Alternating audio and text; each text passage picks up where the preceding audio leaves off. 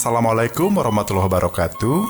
Kasugri pamirsa, mitra kaum dangu sadaya, anu mikaresep turu mika tresna kana padaran acara dongeng enteng, kangge ngaturkeun nuhun kana sagala paratosanana.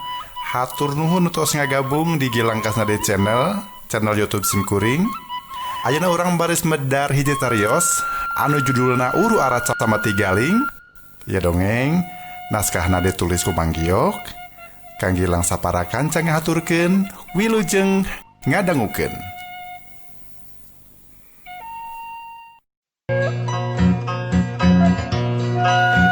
Bismillahirrahmanirrahim. Assalamualaikum warahmatullahi wabarakatuh.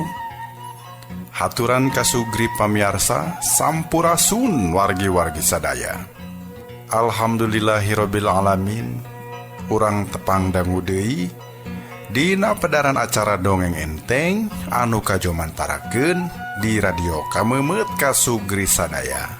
Sabada kamari urang namatkeun hiji cariyos kumargi eta episode si Injuk Kawung tos ditamatkeun ku penulisna. Atuh urang baris medar episode anu kedua. Ieu cariyos nu baris kapedangkeun ayeuna masih aya patula patalina atanapi masih nyambung dina episode si Injuk Kawung. Oge aya sababaraha tokoh anu enggal anu dipedar dina ieu cariyos. Naskahna masih ditulis ku Mang Giok dupi cariyos anu baris kapedar dina judul Uru Ara Cameti Galing. Dina episode Kapahung di Jungkrang Sumur. Dina dinten ayeuna urang baris pedar bagian kagenep welas.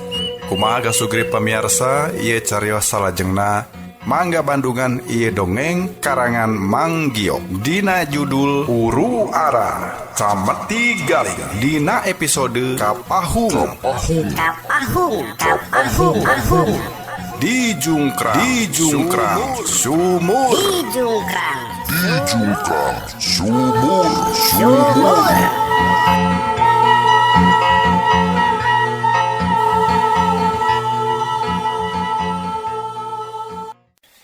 Bikin seratna inten tong boroning kaduluh. Dalah kabatur getang tu baris nulungan. Sombong sia. Lebah mana sombong? Lapan gitu rasakeun sia. Jiat. Pelesat.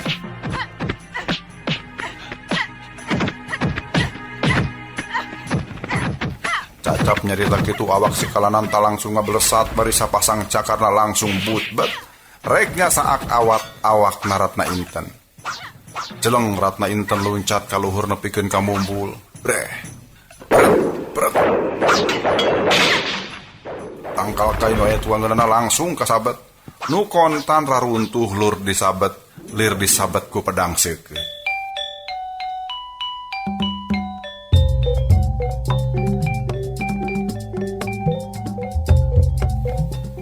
Sedang katembong awak ratna inten nu mumbul mahekeun cai dina kendi sarta langsung ditepak ku leungeun katuhuna. Wush, cai langsung melesat jadi sagulung bola. Terus dipapaku cakarna si kalananta, cai langsung bencah sarta ting paralak mawur ka sabudeurina.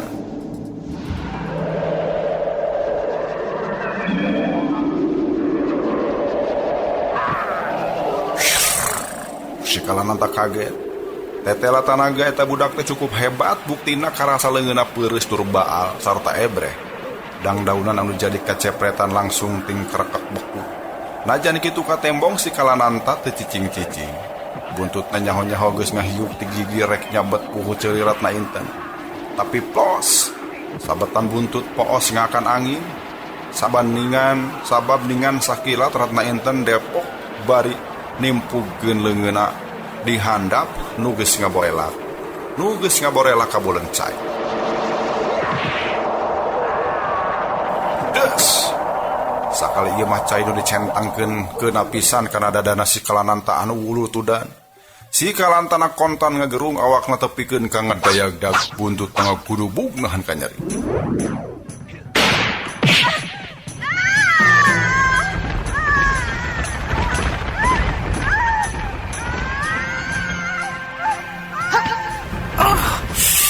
Lagi nih selain itu cukup boga tenaga sih ya. Cukup tenaga sih teh bocah. Tapi Masih kena jauh karena pejit dulu. Ceuk si Kalananta bari jembrut deui na Rajang.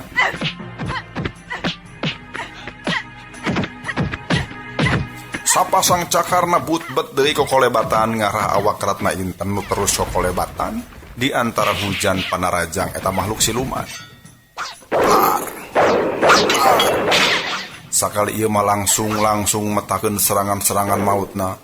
Mangrupa cakaran-cakaran hebat nu diwangun kuku-kuku dan nu sareukeut.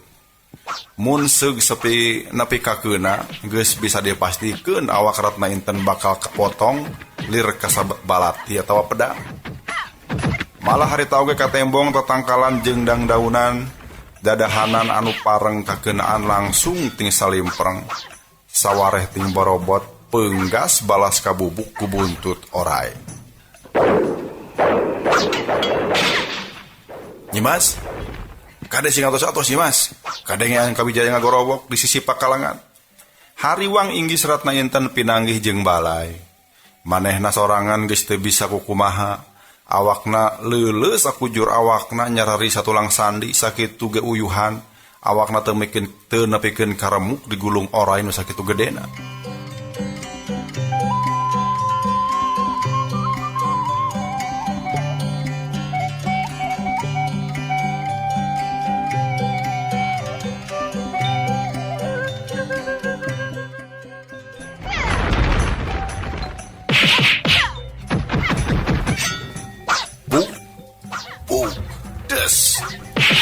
Kali awak si Kalananta beunang dihantam ku jurus-jurus Ratna Inten. Cai nu ngadadak teuas tur beku teh pating jelebrod ngahanca awak manusia satengah oray. Ngan bae banguna teh teu karasaeun. Sabab sakujur awakna memang pinuh ku sisit anu leuwih teuas tibatan batu cadas. Malah dina hiji kasempetan awak Ratna Inten beunang kababuk persis lebah cangkengna pisan.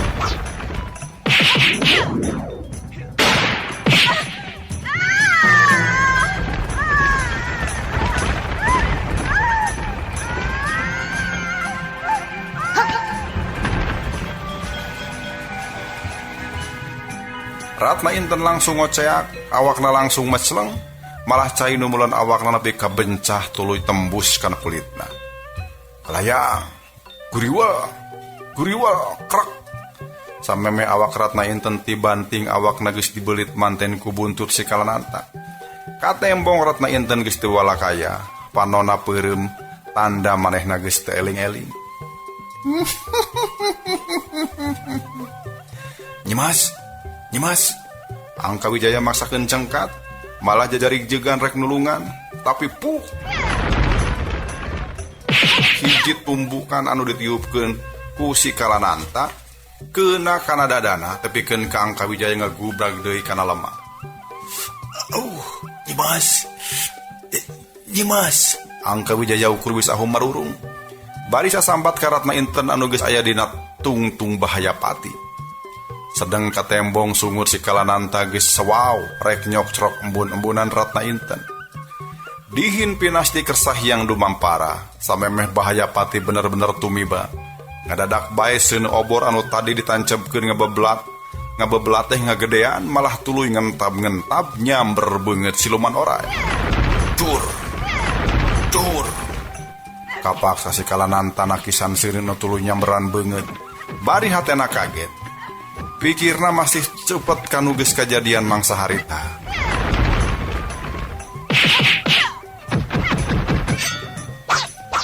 Malah war eta seuneu langsung nyamber beungeut si Kalananta. Nu kontan kaget bari nakiskeun leungeunna. Seuneu mancawura ka macapada. Tapi beuki lila seuneu beuki ngagedean malah tuluy nyamberan si Kalananta nu terus dibuburanjat nyingkahan seuneu lir anu hirup. Kurang ajar, jago sakti di panas ya, keluar. Ceuk si Kalananta langsung sumbar. Sabab dirina yakin, yen ka eta patempatan geus aya jago sakti. Nu andon bebela kadua budak anu rek dibinasakeun. Saha bae eta jalma manehna sadar yen eta jalma teh geus mampu nembus puncak kekuatan manusia. Jep taya nu nembalan nu kadenge ukur ngaguruhna sora seuneu, nu ayeuna mah ngadon muih mageran Ratna Inten jeung Ang Kawijaya. Teteh lagi dengan adik teh ukur mampu nyumput bunyi dina poe. Hade, kurang tingali. Nah mampu pagar seuneu andi kanang tayungan ieu budak. Hep. Wah. Dadak bae dada si Kalananta nu ulu tudan teh melendung. Laju nyembrotkeun peurahna ka dia cai bedah tina bendungan. Atuh jorojos kadenge sora anu seah ka papanjangan. Sedang tatangkalan anu aya di sabudeurana ngadadak leumpeuh ka banjur peurah si Kalananta. Ngan bae saeutik oge peurahna teh taya nu sanggup tembus ka Angka Wijaya katutratna inten. Pager seuneu ngadadak muih teu beda ti ulekan cai.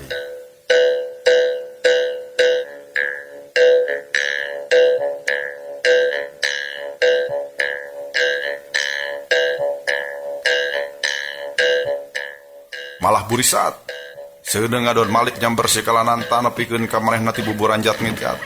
Mun teu hayang kapanggang ku seuneu nu ngagugudag belir gerakan naga. Tapi pek tonggongna beunang kagitik ku eta seuneu nu ngadadak meureut lir pecut angin.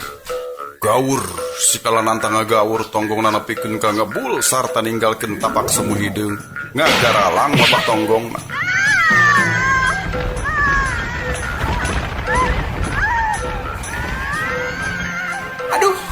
Tobat, panas, panas. Bari blue, manehna ti bebeut nang kuban, laju gugulitikan inggis aya serangan susulan narajang dirina. Dajeng nyana karasa kagigireunna aya hawa panas anu nyamber. Dua, kadenge sada nu ngabledag, basa seuneu keuna kana taneuh urut manehna nang kuban. Gur, taneuh urut manehna nang kuban teh langsung hurung sawareh mancawura ka madia papat. Kurang ajar. Teteh laman teh lain lawaneun. Aduh. Tonggong aing sakit panasna tur perihna. Leuwih hade aing kabur. Kitu ceuk si Kalananta bari ngagibegeun buntut hejona. Blesur.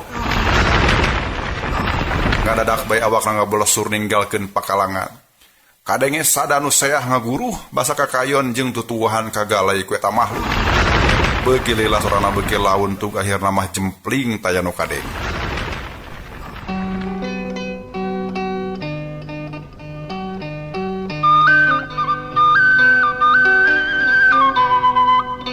Meh bareng jeung nyelesna si Kalananta kalawan ajaib seuneu nu ngagugudag oge ngadadak ngaletikan malah pas bae pareum nu nyesa ukur seuneu dina obor nu dicepeng ku hiji jalma nu tetelah hiji sepuh nu papakeanana sing sarua bodas pon kitu deui janggot katut kumisna.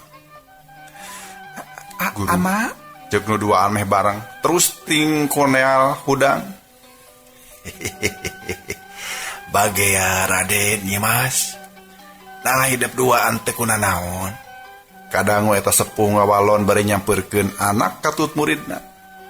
Angka Wijaya jeung Ratna Inten kontan sarungkem bari nyeleundeuk ka eta sepuh. Abi teh kunanaon ama? Mung ieu bae canggeng dalinu urut tadi kababuk ku buntut eta makhluk.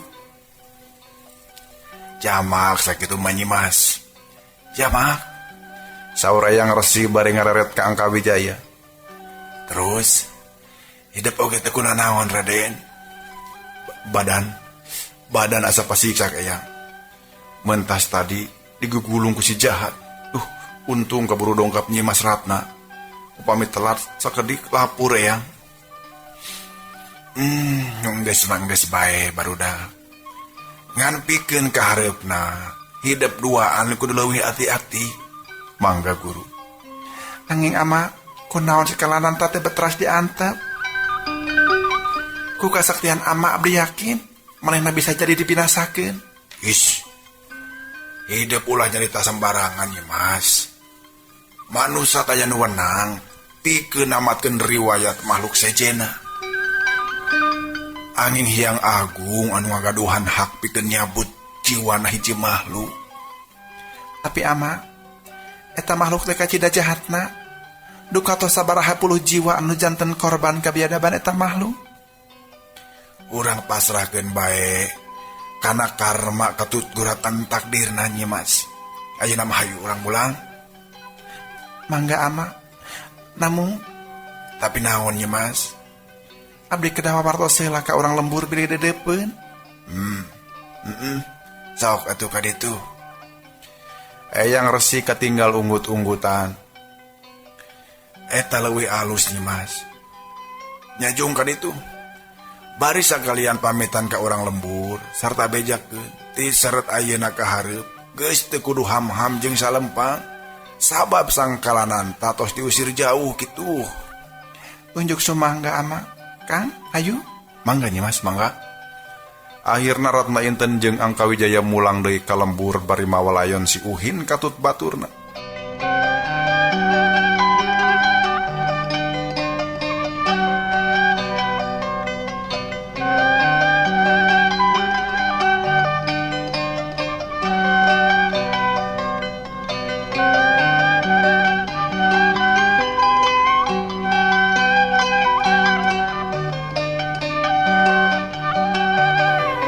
Puguh bae lain deui earna urang lembur. Komo Mang Sarbini katut bahdira sakulawarga mah. Marehna kuat kating lengger kapiuhan saking ku teu kuat narima eta kanyataan. Tapi takdir geus teu bisa dipungkir, kadar geus teu bisa disinglar. Antukna Mang Sarbini katut tatanggana nu kapapatenan pasrah sumerah kana papasten nu geus diguratkeun ku Hyang Widi. Ngan bae aya perasaan longsong pikeun urang lembur basa ngadenge beja.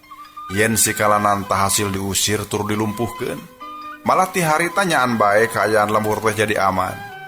Urang lembur bisa hirup kalawan tenang, teu diancikan ku rasa was-was tur hariwang ku makhluk si kalanan tah. Cag mitra urang tunda ka hareup urang sampeur deui.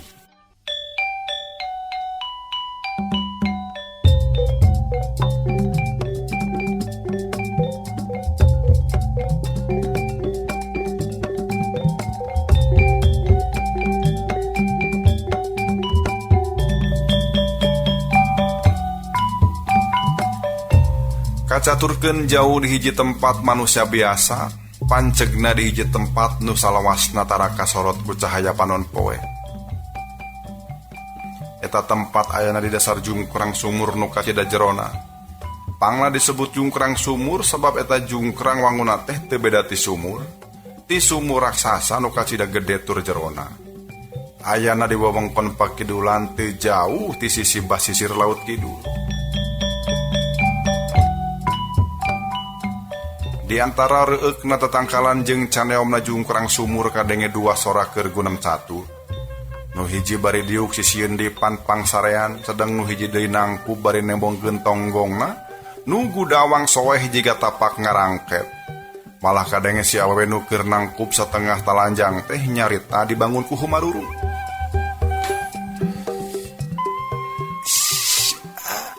Aduh, nyeri nih, nyeri.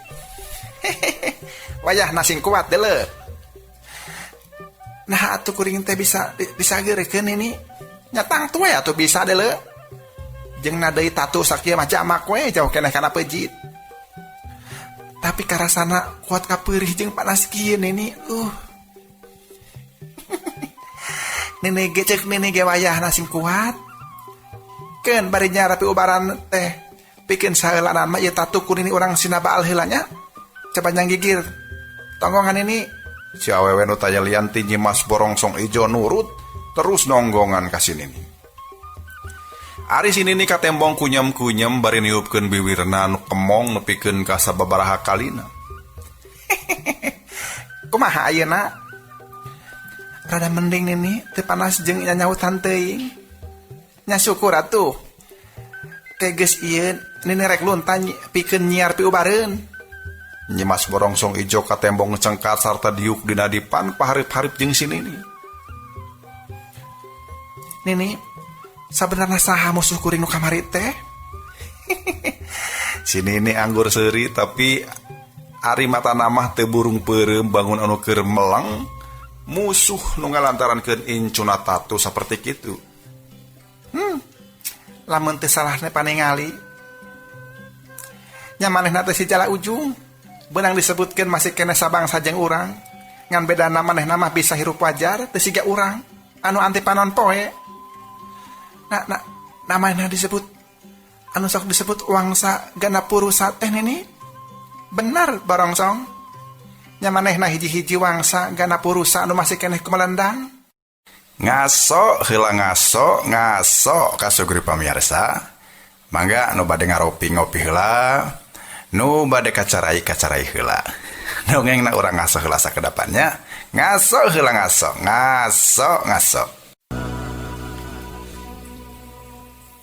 Kasugri pamirsa sabada tadi urang ngaso, nutos ngaropi, nutos kacarai mangga gira maranco deui payunan radio Sawang-sawangan. Urang teraskeun ieu jejer carios anu nuju dipedar ku Kang Gilang sapara kanca. Mangga wilujeng ngadangukeun. Mangsa harita kuring teu sempet adu hareupan jeung manehna. Jadi teu apal kana beungeut jeung rupa anak eta ganapurusa. Geuning bisa kitu barongsong. Manehna nyumput buni bari metakeun pangadiwasana, ngulinkeun letah seunelir ngulinkeun pakarang pecut. Cek nini oge masih kena untung si lain bisa kabur barongsong. Terus kumaha atuh pilengkaheun orang saterusan ini? Yang geus pikeun saheulaan mah usaha maneh eureunnan heula. Atuh beureunan lila deui Kang Jaka teh cageurna. Geuningan kalah kaseurin ini mah. Dina hal pangacian katut ingetan, si Jaka memang moal cager gancang-gancang, tapi dina kalalakianana pasti manehna bisa cager. Jadi kuring bisa ngahiji jeung Kang Jaka ini? Bener barongsong. Sabenerna dua lawe likur getih jeung polo hayam jajangkar geus cukup pikeun nyageurkeun kalalakian si Jaka. Ngan wayah na ingetanana mah moal bisa pulih tere-tere, satungtung syarat jeung tumbala tan lengkap. Tenan naon sakit oge ini. Penting kalalakian Kang Jaka bisa cager heula. Supaya kuring bisa ngahiji sarta wangsa urang teu nepi ka punah. Alus barongsong, alus. Upama kitu mah hayu. Urang siapkeun ritual upacara. Kabenaran bulan masih keneh nembongkeun diri. Hartina masih aya keneh kasempetan pikeun urang ngayakeun upacara ritual. Mangga nini. Tah, ayeuna pikeun saheulaanan masih lain leureut heulanya barongsong. Ke sabada kesehatan si lain pulih, kakara upacara orang laksanakeun. Nyimas barongsong ijo ukur unggek, laju ngagoler deui dina dipan pangsarean. Ari sini nih katembong kaluar. Terus nangtung di tepas imah panona aya nu keur. Panona rarat-reret bangun aya nu di teangan. Keur kitu rentang-rentang di jalan satapak aya nu keur leumpang. Leungeuna rebok ku babawaan horeng eta pamuda si Jaka datang bade rebok ku hasil buruan. Geuning selain datang Jaka, kabeneran euy. Nah aja naon Nini? Jaga si barongsong ijo ka ditu. Cumponan naon-naon anu dipikir hayangna. Memangna kunaon si Nyimas teh Nini? Kecelakaan deuleu. Kecelakaan? Bener. Manehna memehan cilaka katangkep musuh. Untung sakitu oge bisa lolos. Baru? Geuningan orang teh buka musuh Nini. Memang atas di mana kitu Nyimas teh? Nya seperti biasa we deuleu, keur nyar piubareun keur maneh.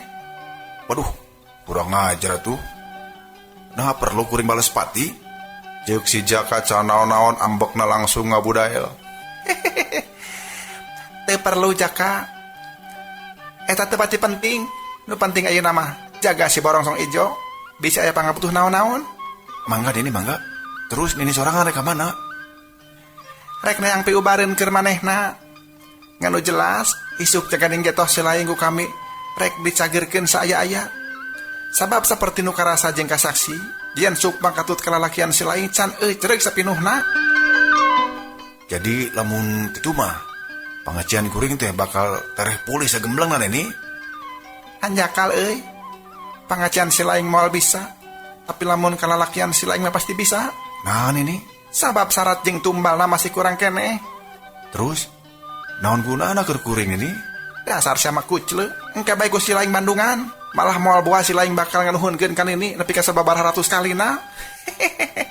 Ah, asa piraku Nini nepi ka kituna? Manggeus, teu kudu loba omong. Engke bae ku silaing buktikeun. Ida mana ka ditu? Geura baturan si barongsong ijo bisa aya pangabutuh. Nya mangga dulu mangga. Ceuk si Jajaka bari unggah kana golodog. Sabalikna si Nini terus ngaleos teuing rekamana. Basa si Jajaka tapi ka jero kamar nyaan bae Nyimas Borongsong Ijo teh keur nyang gigir bari buligir. Palebah tonggongna ka tembong tatu ngagaralang tapak mecut nepikeun ke hideung semututung. Nyimas, kunaon? Si Jaka tumanya sorana tepikeun ka ngageuri. Nyai aya nu merdaya engkang. Tuh tingali, tonggong nyai kuat kaki ya. Ceuk Nyimas Borongsong Ijo bari nembongkeun tonggongna. Anu ngagelempong teu katuruban naon-naon. Saha mangkeluk anu geus kumawani kurang ajar ka Nyimas teh? Urang manusia engkang. Urang manusia? Si Jaka kerung bari ngahulang. Bener engkang. Kapanan urang oge manusia, Lin? Lain engkang. Urang mah lain manusia. Mun urang lain manusia, naon atuh? Urang mah beda jeung itu engkang. Tapi rupa jeung wujud urang taya bedana Nyimas. Memang nya teh Kang. Rupa jeung wujud urang teh sarua jeung maranehna. Tapi lamun urang aya di luareun ieu jungkrang, wujud urang bakal katembong nu sajatina. Memangna kumaha gitu? Wujud urang sajatina teh Nyimas? Dina waktosna engkang ku anjeun bakal terang. Nganu jelas nu langkung ngayakinkeun urang lain manusia. Mangsa wak urang katojo ku cahya paran poe bakal kaduruk. Bakal kaduruk? Si Jajaka beuki kerung. Panonna tangka muter bangun anu kerenget nginget kana kajadian samemehna. Tapi saka inget akang mah asa teu kitu Nyimas. Hari engkang. Kapanan engkang mah nembe damang dina kasakit. Noi moal emut kana naon-naon. Si Jajaka unggut-unggutan di tungtungan ku rumahku. Tiasa janten kitu Nyimas. Tapi jingan, mana tatu teh akang hoyong ningal heula nu langkung paos. Nya mangga engkang geura ieu. Saterusna Nyimas Borongsong Ijo malik nonggongan deui. Ari si Jaka ngiset ngadeuketan bari geus ngilikan tatu eta wanoja atuh breh kaciri luhureun kulit nu hejo carurang teh. Aya raheut anu nyarekeh cukup badag sarta sisi-sisina geuneuk sambututung. Teteh lah ieu tatu teh cukup parna Nyimas. Siga tapak pangrangket anu ngandung kekuatan panas.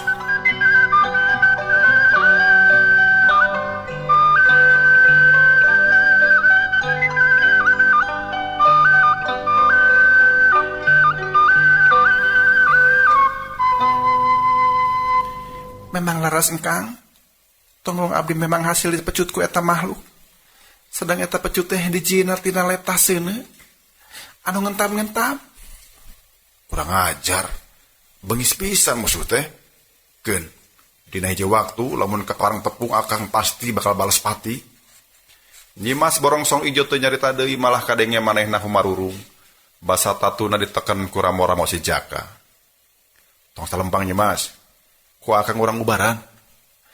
Nah engkang bisa gitu? Ceuk Nyimas Borongsong Ijo bangun cangcaya. Urang cobian we Nyimas. Cobi tahan sakediknya, getina urang keluarkeun.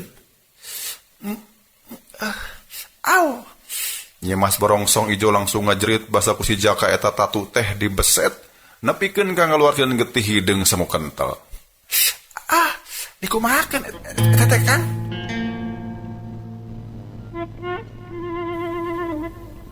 Ieu tangtu ngandung racun panas.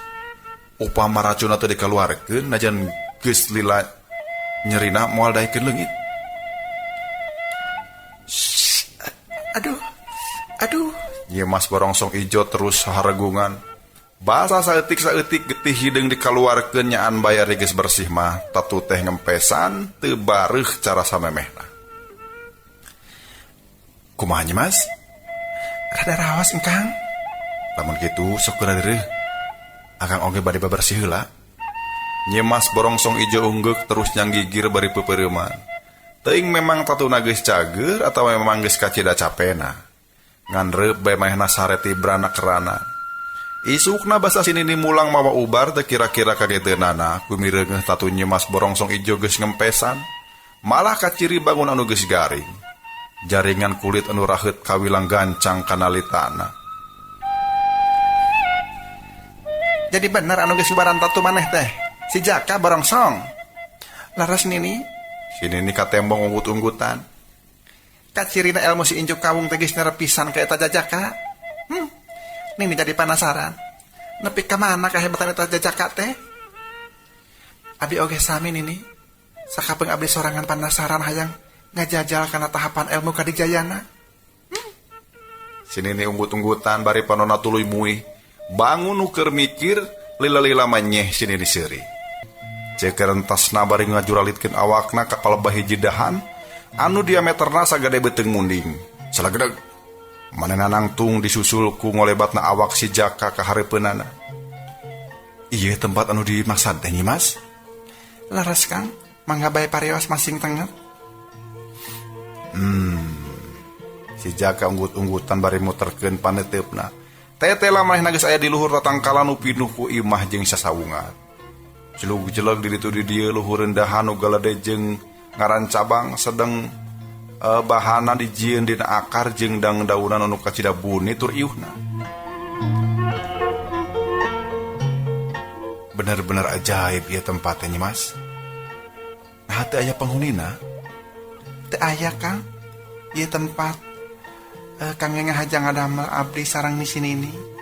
Mun sakalian cai nuju pasang. Margi mun usum hujan, ieu jungkrang masok banjir dugi ka nu aya dihandap ka keueum sadayana. Oh kutan kitu. Ceuk si Jaka bari angger netenan welasan imah nu rentul dina tung dahan.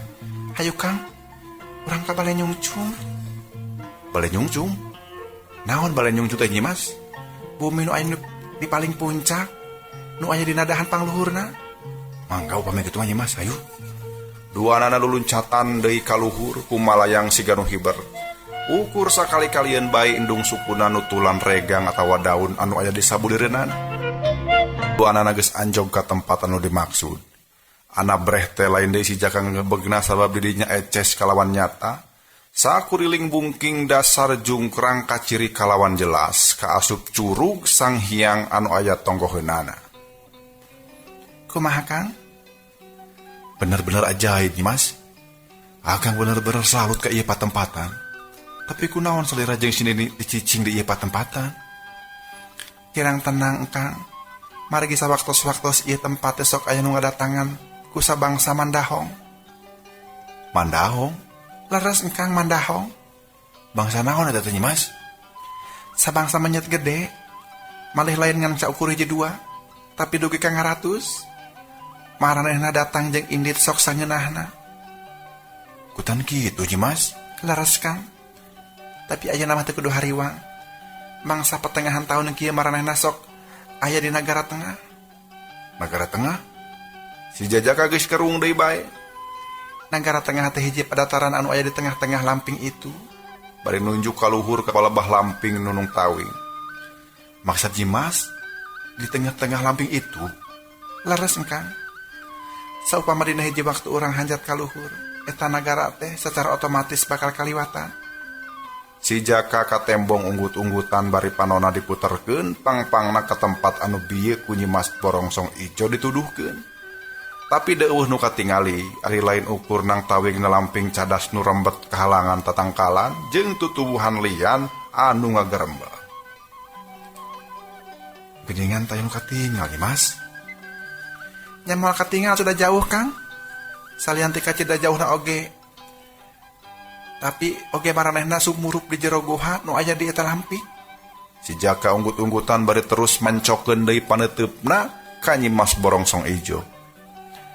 Yuk Kang, urang kalabat bumi. Urang kadengan heula sakedap. Mangga Nyimas, mangga.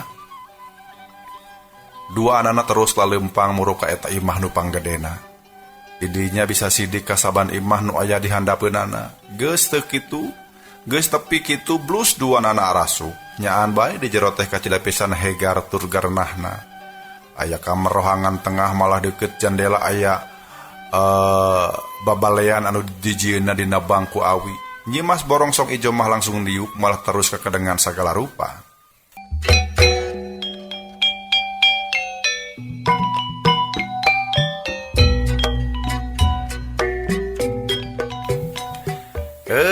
Waktosna saeb ka Sugri. Mangga orang cekapkeun dugi ka dieu heula ieu pedaran dongeng.